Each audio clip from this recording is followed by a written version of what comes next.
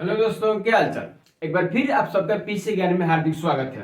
आज का हमारा चैप्टर होने वाला है अनुपात और समानुपात, जिसको इंग्लिश में बोलते हैं रेशियो एंड प्रोपोर्शन। देखिए, आने वाले 3 एग्जाम काफी महत्वपूर्ण है, जिसमें हमारा पहला एनटीपीसी ग्रेजुएशन लेवल, ठीक है। उसके बाद एनटीपीसी 10+2 और बिहार फिलहाल में जो आने वाला है, जो आया है उसका फॉर्म जो अभी चल रहा है, जो कि हमारा है ग्रुप डी। इन रेलवे के तीनों एग्जाम में अनुपात और समानुपात से मिनिमम 1 या 2 क्वेश्चन आने वाले हैं, ठीक है। तो हमको क्या करना है कि अनुपात और समानुपात को न कि सिर्फ क्वेश्चन वाइज रटना है, बल्कि उसका थ्योरी क्या है, उसका रूल कहां से लगेगा, कॉन्सेप्ट क्या है, ये हमको पूरी तरह से सीखना है। अब देखिए, इसमें क्या चीज है, जैसे कि बाकी जो क्वेश्चन होते हैं आप लोग बिना देखे उसका थ्योरी याद नहीं है, बस बनाते रहते हैं, तो उसमें क्या होता है कि क्वेश्चन बाकी एक तरह से होता है कि दूसरा तरह से छूट जाता है। तो हमको क्या करना है कि एकदम भाई बेसिक से, इसलिए कि इसका नाम रखा है पार्ट 1 में। देखिए, जो हमारा जो पार्ट 1 है, इसका नाम है बेसिक थ्योरी, ठीक ना। हम इसमें क्या करेंगे, एक ही कॉन्सेप्ट जो कि अनुपात और समानुपात से, उसको एकदम बेहतर और ध्यानपूर्वक समझेंगे, ठीक ना। हमको क्या करना है कि एक एक वाइज, मतलब जो भी क्वेश्चन वाइज कर रहा है, इसमें से कैटेगरी वाइज पढ़ेंगे। देखिए, इस कैटेगरी के लिए हम टोटल 6 कैटेगरी बनाए हैं। जैसे कि चैप्टर में आप देखेंगे अनुपात और समानुपात, दो ही युग है, लेकिन हम इसमें क्या करेंगे, इस टोटल 6 चैप्टर से बांटेंगे। देखिए कैसे। पहला हमारा अनुपात, जिसको इंग्लिश में बोलते हैं रेशियो। देखिए, अनुपात हम लोग पहले पढ़ेंगे।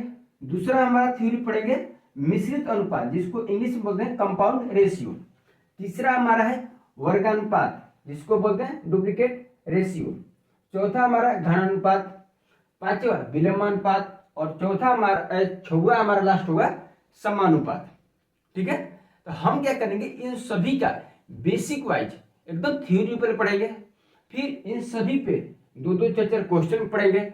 उसके बाद पिछले साल का जितना भी, मान के चलिए 2020 से लेकर 2024 के बीच में जितने भी रेलवे का क्वेश्चन वाइज होगा, उस सब को हम लोग क्या करेंगे, प्रैक्टिस सेट के दौरान तैयारी करेंगे, ठीक ना। चलिए तो शुरू करते हैं। पहला हम लेंगे अनुपात से ही, ठीक है ना। पहले अनुपात का थ्योरी देखते हैं, तब उसके बाद बाकी चीज का हम लोग देखेंगे, ठीक है ना। देखिए, पहला हमारा है अनुपात। क्या बोलते हैं, अनुपात, जिसको इंग्लिश में बोलते हैं रेशियो। देखिए, अनुपात क्या होता है। देखिए, अनुपात का प्रयोग 2 या 2 से अधिक समान प्रकार के राशियों के बीच संबंध या तुलना को प्रदर्शित करने के लिए किया जाता है। देखिए, जैसे यहां पर समझिए, अनुपात करता है, जैसे कि यहां पर देखिए 2 राशि है, ए और बी। 2 राशि कौन है, ए और बी राशि है। इसको हम कैसे दिखाएंगे, इसको दिखाएंगे ए बीच वाला जो बिंदु 2 को है, इसी को बोलते हैं अनुपात। क्या बोलते हैं, इसी को अनुपात। ये जो बिंदु इसको क्या बोलते हैं, अनुपात। तो ए अनुपात 20, इसको हम दिखाएंगे। 2 राशि कौन है, हमारा ए और बी 2 राशि था, इसको हम ए अनुपात 20 से दिखाते हैं, जिसमें ए हमारा अग्रपद कहने का मतलब, देखिए यहां पर जिसमें ए अनुपात बी है ना, इसमें हमारा ए अग्रपद है। क्या है, अग्रपद। और बी जो हमारा होगा, ये पश्चपद होगा, पश्चपद। इसमें देखिएगा, अग्रपद कहने का मतलब जो आगे का पद है, जो आगे की राशि है, इसी को बोलते हैं अग्रपद, और बी को बोलेंगे पश्चपद। समझ गए। देखिए, और इधर समझते हैं, जैसे मान के चलिए 2 राशि हमारा है, 2 और 3 राशि है। कौन है, 2 और 3 हमारा राशि है। इसको हम कैसे दिखाएंगे, इसको हम दिखाएंगे 2 अनुपात 3, 2 अनुपात 3। अगर इसमें से हम क्वेश्चन बोले, इसमें अग्रपद कौन है और पश्चपद कौन है, तो इसमें आपका जवाब होना चाहिए, इसमें 2 हमारा अग्रपद है, 2 हमारा अग्रपद है, और 3 जो हमारा होगा ये पश्चपद होगा। क्या होगा, पश्चपद, ठीक है ना। 2 अनुपात 3 में 2 हमारा अग्रपद हो गया और 3 हमारा पश्चपद हो गया। आप लोग कमेंट में बताइए कि 6 अनुपात 7 में अग्रपद कौन है और पश्चपद कौन है, ठीक है ना। दोनों बताइए, 6 अनुपात 7 में अग्रपद कौन और पश्चपद कौन। समझे, ये हमारा हो गया अनुपात। इसमें बेसिकली जो चीज है, इसमें 2 ही चीज याद करना है, अग्रपद किस कौन होता है और पश्चपद कौन होता है, ठीक है। यहां से समझ ले। देखिए, अनुपात का साइन होता है दो बिंदु, इसको अनुपात बोलते हैं, ठीक ना। चलिए अगला हमारा देखते हैं, हमारा 2 नंबर जो कर रहा है वो हमारा है मिश्रित अनुपात। 2 नंबर क्या हमारा है? मिश्रित अनुपात, जिसको इंग्लिश में बोलते हैं कंपाउंड रेशियो। क्या बोलते हैं? Compound ratio. देखिए इसका परिभाषा और विस्तार पूर्वक समझते हैं इसको क्या कहते हैं। देखिए कह रहा है 2 या 2 से अधिक, 2 या 2 से अधिक अनुपातों के अग्रपद तथा पश्चपद के गुणनफल के अनुपात को मिश्रित अनुपात कहते हैं। समझिए फिर से पर, मिश्रित अनुपात 2 या 2 से अधिक अनुपातों के अग्रपद तथा पश्चपद, कम से कम 2 या 2 से अधिक होना चाहिए। कितना? कम से कम 2 से अधिक होना चाहिए। क्या होना चाहिए? अनुपात, 2 से अधिक अनुपात होना चाहिए और अग्रपद और पश्चपद के गुणनफल के अनुपात को क्या बोलते हैं? तो मिश्रित अनुपात कहते हैं।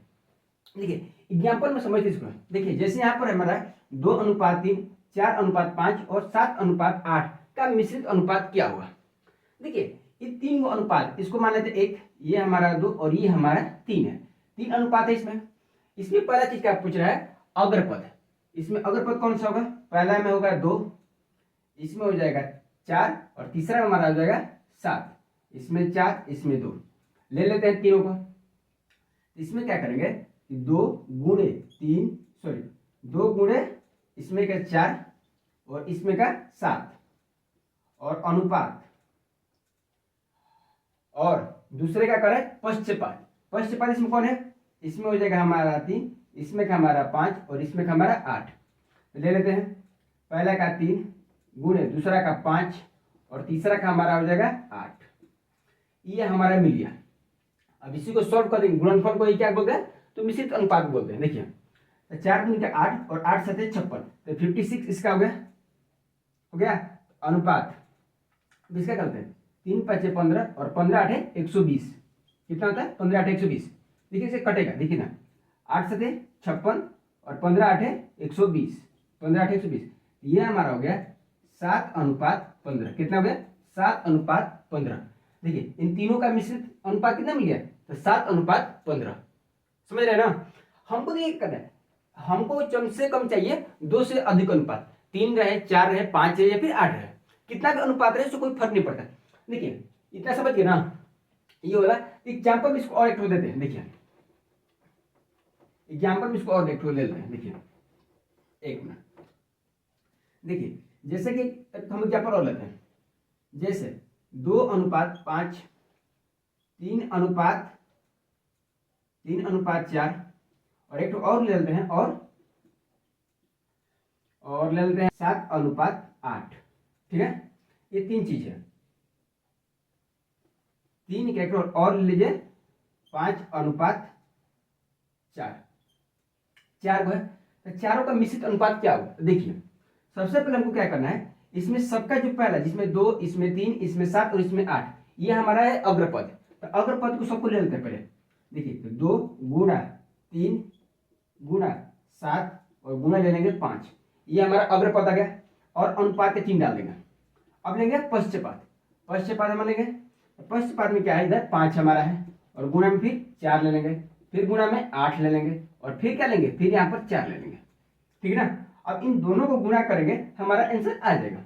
जैसे देखिए 3 दूनी का 6, 6 7 42 और 42 गुणे 5 करिएगा। यहाँ पर देखिए 42 गुणे 5 करेंगे, 5 2 0 1 4 5 20 और 1 21, 210 अनुपात आ गया। अब इसको गुणा करिए, 4 5 20, 20 8 160 और 160 गुणे 6, 160 गुणे आप करेंगे 160 गुणे 4, तो 16 चौका 64, 640, 640 हो गया। 1 0 1 0 इसको खत्म करेंगे, तो ये हमारा आ गया 21:64। 21:64 हमारा मिश्रित अनुपात, इसका आंसर आ गया। समझ रहे ना। तो हमको देखिए कितना भी अनुपात रहे उससे कोई फर्क नहीं पड़ता है। हमको बस इसमें 2 चीज देखना है, अग्रपाद और पश्चपाद।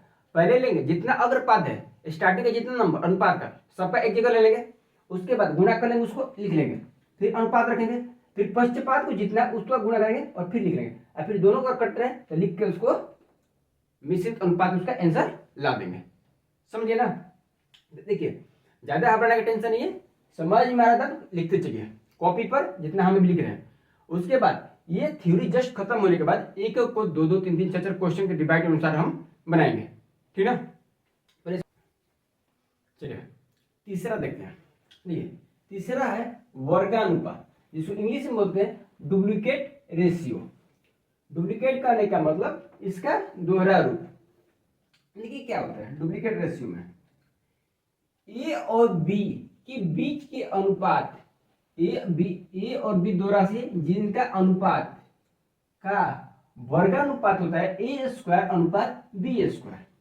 जैसा कि यहां पर समझिए, जैसे यहां पर देख लीजिए 3:4 का अगर वर्गानुपात करना हो, वर्गानुपात हमसे क्वेश्चन पूछ दे क्या होगा, 3:4 का वर्गानुपात क्या होगा, तो क्या करेंगे। देखिए सबसे पहले यहाँ पर क्या दिए हैं ए स्क्वायर अनुपात बी स्क्वायर, तो हम मान लेते 3 को ए स्क्वायर और 4 को मानते हैं बी का स्क्वायर करेंगे, तो लिखेंगे 3 का स्क्वायर अनुपात 4 का स्क्वायर। अब देखिए 3 का स्क्वायर कितना होता है, तो 9 होता है, अनुपात 4 का स्क्वायर तो 16, तो 9:16 आंसर आ जाएगा। समझ गए ना। अगर आप समझ गए तो ये दूसरे का एग्जाम्पल में आंसर बताइए। 5:3 और 3 नंबर ले लीजिए 9:15 का वर्गानुपात जल्दी करके हमको आंसर बता दीजिए, कमेंट करके बता दीजिए आंसर कितना हुआ। अगर आप वीडियो देख रहे हैं और यहाँ तक पहुंचे हैं तो आपके अंदर एक सच्चे विद्यार्थी की गुण हमको दिखाई दे रही है, ठीक ना। अगर आप यहाँ तक पहुंचे हैं तो आप हमको जरूर उत्तर देकर कमेंट में बताइएगा कि 5:3 का वर्गानुपात क्या हुआ, 9:15 का वर्गानुपात क्या हुआ। समझ गए, जल्दी से कमेंट करके बता दीजिए आंसर क्या हुआ, ठीक है। हमारा चौथा है घनानुपात, जिसको आप सभी लोग जानते हैं क्यू के रूप में। क्या जानते हैं, क्यू। देखिए क्यू क्या होता है, घन। घनानुपात में क्या होता है कि ए और बी दो को है अनुपात है, जिसको हम ए अनुपात बी लिखते हैं, इसका घनानुपात क्या होगा, तो ए क्यू अनुपात बी क्यू। जैसे यहां पर समझिए, जैसे यहां पर कि 4:3 है, 4:3 है। अगर आप हमसे ये पूछे, हम आपसे ये पूछते हैं कि 4:3 का घनानुपात क्या होगा, तो आप क्या करेंगे कि 4 का पहले क्यू करिएगा अनुपात और फिर 3 का क्यूब करेगा, ठीक है। तो 4 का क्यूब कितना होता है, तो 4 का क्यूब करने का मतलब है यहाँ पर कि 4 गुणे 4 गुणे 4 और अनुपात 3 गुणे 3 और गुणे 3 गुणे 3 और गुणे यहाँ पर 3। तो अभी क्या होगा यहाँ पर, चौका 16, 16 चौका 64, तो 64 अनुपात 3 का 9 अनतिया 27, तो 64:27 इसका आंसर होगा। 4 का क्यू अनुपात और 3 का क्यू कितना होगा, तो 64:27 इसका घनानुपात हो जाएगा। समझ गया, बस हम उसको क्यू लिखना है। जैसे कि एग्जाम्पल पर और समझ लेते हैं, 2 नंबर लेकर 5:4, तो इसका घनानुपात क्या होगा, एक ये लेते हैं, 3 नंबर में आपका ये देते हैं 9:10, क्या होगा। देखिए यहां पर करने का मतलब क्या है कि 5 का क्यूब करेंगे और अनुपात फिर 4 का क्यूब करेंगे। समझ गए, 9 का है तो 9 का क्यूब करेंगे और अनुपात लिखेंगे 10 का क्यूब करेंगे, ठीक है। आप इन दोनों का जल्दी से कमेंट में आंसर दे दीजिए कि आंसर कितना होगा। 5 का क्यूब कितना होता है, आप हमको जल्दी से बताइए। 4 का क्यूब कितना, 4 का क्यूब पर लिख दिया कि 64 होता है, ठीक है ना। तो आप बताइए 5 का कितना, 9 का कितना और 10 का कितना, जल्दी से कमेंट करके आंसर हमको बता दीजिए, ठीक है ना। देखिए अब तक टोटल कितना पढ़े हम लोग, 4 पढ़ लें, अनुपात पढ़ लिए, मिश्रित अनुपात पढ़ लिए, वर्गानुपात पढ़ लिए और चौथा हमारा भी है घनानुपात। अब तक टोटल हम लोग 4 पढ़ चुके हैं। अब देखते हैं 5वां हम लोग का। चलिए 5वां हमारा है विलोमानुपात, जिसको इंग्लिश में बोलते हैं इनवर्स रेशियो। इनवर्स करने का मतलब उल्टा, विलोमानुपात। जैसे कि हम लोग पर्यायवाची शब्द पढ़े होंगे, तो पर्यायवाची शब्द का विलोमानुपात क्या होता है? विलोम मतलब हम सभी लोग जानते हैं कि उल्टा होता है। तो हमारा कहने का मतलब ए और बी दो राशि है जिसका विलोमानुपात ए बटा में ए अनुपात 1/b अनुपात से सूचित किया जाता है। देखिए ए और बी दो राशि है जिसका विलोमानुपात क्या किए, 1/में ए अनुपात 1/में बी। देखिए जैसे कि हम एग्जाम्पल समझते हैं, 5:7 का विलोमानुपात क्या होगा? 5:7 है, देखिए इसके नीचे भी एक रहता है और इसके नीचे भी एक रहता है। अब लोग क्या पढ़े कि जस्ट इसको उलट देना है, तो इसका विलोमानुपात हो जाएगा 1/5 अनुपात 1/7। समझिए, ये हमारा हो गया आंसर। बस इसको उल्टा कर देना है, समझ गए? विलोमानुपात क्या क्या करना है, बस इसको उल्टा कर दीजिए, आपका आंसर आ जाएगा। समझ गए? चलिए एग्जाम्पल में और दो तुम ले लेते हैं, जैसे 6:9, दोनों में ले लीजिए 8:12 और 3 में ले लीजिए 27:34। इस सबको क्या निकालना है, विलोमानुपात। देखिए 6:9 का क्या करेंगे, तो 1 और बटा में करेंगे 6:1/9। ठीक उसी प्रकार 8 है ना, तो 8 का करेंगे 1/8 अनुपात 1/12। तीसरे का आप कमेंट में आंसर करके हमको बता दीजिए, ठीक है? ये समझ गए ना? चलिए अब आखिरी देखते हैं। 5 हमारा हो गया, अब आखिरी बचा है। चलिए हमारा लास्ट और आखिरी थ्योरी क्या है, तो है समानुपात, जिसको इंग्लिश में बोलते हैं प्रोपोर्शन रेशियो। देखिए ये होता क्या है, देखिए अनुपात और समानुपात मेन दो ही चीज है। जिसका देखिए पहला है अनुपात और दूसरा हमारा है समानुपात। बीच में बाकी जो चीज है जैसे मिश्रित अनुपात, वर्गानुपात, घनानुपात और जो विलोमानुपात, ये 2-3 चीजें हैं, वो चीज नॉर्मली आते हैं, लेकिन ये जो मेन दो चीजें ही है अनुपात और समानुपात। देखिए अनुपात हम लोग पढ़ लिए और लास्ट हमारा है समानुपात। देखिए क्या चीज कर रहा है, देखिए जब दो अनुपात समान हो तो यह कहा जाता है कि वैसे दोनों अनुपात समानुपात हैं। यदि ए अनुपात बी तथा सी अनुपात डी दोनों समान हो तब वे समानुपात कहे जाएंगे। देखिए इसमें दो चीज देख रहे हैं, दोनों अनुपात समानुपात होंगे तो क्या होगा, ए अनुपात बी और सी अनुपात डी। अगर दोनों समान तो क्या कहेंगे, उसको समानुपात कहते हैं। देखिए तथा इन्हें ए अनुपात बी समानुपात सी अनुपात डी, यहां पर समझिए ए अनुपात बी, ये देखिए ऐसे 4 बिंदु रहेगा ना, देखिए 1 2 3 4, इसको बोलते हैं समानुपात। इसको क्या बोलेंगे, इसको बोलेंगे हम समानुपात। अब देखिए तो ए अनुपात बी समानुपात सी अनुपात डी की तरह लिखकर दिखाया जाता है, जहां ए तथा ये ए और ये डी को बाह्य पद माने एक्सटर्मिन्स माने बाहरी पद, माने ये दोनों बाहर है, ए भी बाहर है और डी भी बाहर है, बाह्य पद तथा सी तथा बी और ये हमारा हो गया सी, इन दोनों को क्या कहते हैं, इन दोनों को मध्य पद यानी मीन्स कहा जाता है। जैसे यहां पर समझिए, जैसे मान के चलिए 2:3 समानुपात 3:4, ठीक है? दो गो अनुपात है, एक ये है 2:3 और ये 3:4 है, बीच में क्या है, समानुपात है। इसमें 2 और 4 इसको बोलेंगे, क्या बोलेंगे, 2,4 को हम बोलेंगे बाह्य पद। क्या बोलेंगे, बाह्य पद। अब देखिए इसमें ये 3 ये दोनों है ना, इसको क्या बोलेंगे, इसको बोलेंगे मध्य पद। समझ गया? इसमें दो चीज समझना है, ए और डी और सी तथा बी को ही, इतना समझ में गया ना? देखिए यहाँ तक।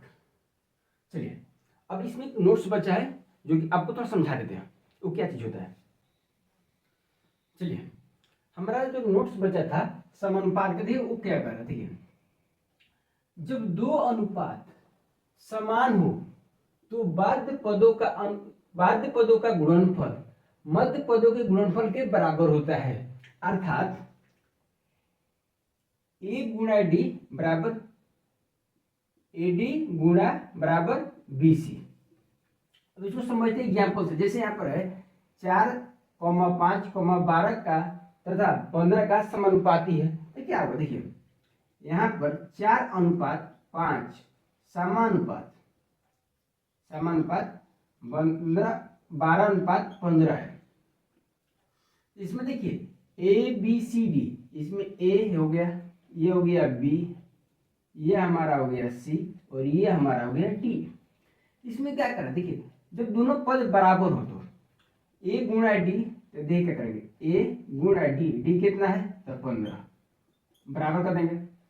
बी गुणा सी, बी कितना है हमारा तो 5 है भाई, सी कितना है तो 15 है, सॉरी 12 है, हो गया। अभी क्या करेंगे 15 चुका 60 बराबर 12 पचे 60, दोनों गुणनफल बराबर हो गया। यही तो कह रहा है कि जब दो अनुपात समान होंगे तो बाध्य पदों का गुणनफल उनके मध्य पदों के गुणनफल के बराबर होगा, यानी एडी गुणे बीसी होगा। समझ गए, इस तरह से समानुपाती होगा। समझ गए, हमारे यहाँ पर थ्योरी यहाँ पर खत्म होता है। अब यहाँ से हम क्या करेंगे, यहाँ पर एक दो तीन को कॉन्सेप्ट बचा है, हम थोड़ा उसको देख लेते हैं, ठीक है। उसके बाद हम लोग चलिए हमारा पहले कॉन्सेप्ट है, देखिए पहले कॉन्सेप्ट क्या है, यदि दो संख्याओं ए तथा बी के मध्य समानुपाती संख्या x हो, ए तथा बी के मध्य समानुपाती संख्या x हो तो a अनुपात x समानुपात x अनुपात b या x स्क्वायर बराबर ab, अर्थात x बराबर under root a into B. देखिए क्या कर रहे हैं, देखिए हमको दो संख्या चाहिए, दो समानुपात कौन है a और b, इन दोनों के मध्य जो समानुपाती है दोनों बराबर है। तो पूछ रहा है कि जो x है उसका मान क्या होगा। देखिए x बराबर क्या होगा under root a into B. यहां समझते जैसे कि एग्जाम्पल हमारा है a 9 और 16 का मध्य समानुपाती संख्या क्या होगी। देखिए ध्यान से क्या जीवन में क्या चीज है कि दो चीजों को हमेशा सोच समझ कर खर्च करना चाहिए। पहला हमारा है शब्द और दूसरा हमारा है समय। देखिए समय और शब्द अगर आप सही तरह से इस्तेमाल करना सीखे तो जीवन आप जीना सीख गए हैं, ठीक है। देखिए सेम यही चीज क्या करना है, हमारा शब्द और समय। देखिए क्या करें 9 और 16, तो यहाँ पर क्या करें कि 9 अनुपात x समानुपात x अनुपात 16, ये दो चीज है। तो हमको क्या करना है कि इस एक्स स्क्वायर का मान बताना है। एक्स स्क्वायर का मान क्या करेंगे, देखिए एक्स स्क्वायर बराबर क्या करेंगे अंडर रूट 9 का स्क्वायर करेंगे, 9 गुणे 16, 9 हमारा है और 16 है, तो एक्स बराबर करेंगे 9 गुणे 16, तो 9 गुणे 16 कितना, तो 16 नाम होता है 144। अब 144 का रूट में क्या करेंगे तो 12 गुणे 12 करेंगे, तो एक रूट से एक रूट खत्म हो गया तो कितना निकला हमारा 12। तो देखिए 9 और जो 16 का समानुपाती संख्या कितना होगा वो हो जाएगा 12, कितना हो जाएगा 12 हमारा हो जाएगा। एक समान कितना पर रखेंगे तो 12, तो 9 अनुपात 12 समानुपात 12 अनुपात 16 हो जाएगा। ये हमारा हो गया करेक्ट आंसर। समझ गए। देखिए धीरे धीरे बातों को समझ में आना शुरू हो जाएगी। जैसा कि यहाँ पर हम लोग इतना तक समझे ना मध्य समानुपाती क्या होगा, तो हमको क्या करेंगे दो संख्या जो भी दिया ना उसका अगर अंडर रूट में करके गुणा कर देना है और जो उसका रूट बाहर निकलेगा वो हमारा हो जाएगा मध्य समानुपाती संख्या। समझ गया। अभी हम लोग पीछे जो कॉन्सेप्ट पढ़े थे उसमें पढ़े थे हम लोग मध्य समानुपाती, लेकिन इसमें दूसरा क्या करा है कि तृतीय समानुपाती तृतीय माने जो तीसरा पद आता है। देखिए टोटल 4 पद हम सिखाए थे, ए बी सी और डी। तो अभी तो हम मध्य समानुपाती सीखे, उसको बोल रहे तृतीय माने तीसरा पद। समझ रहे ना?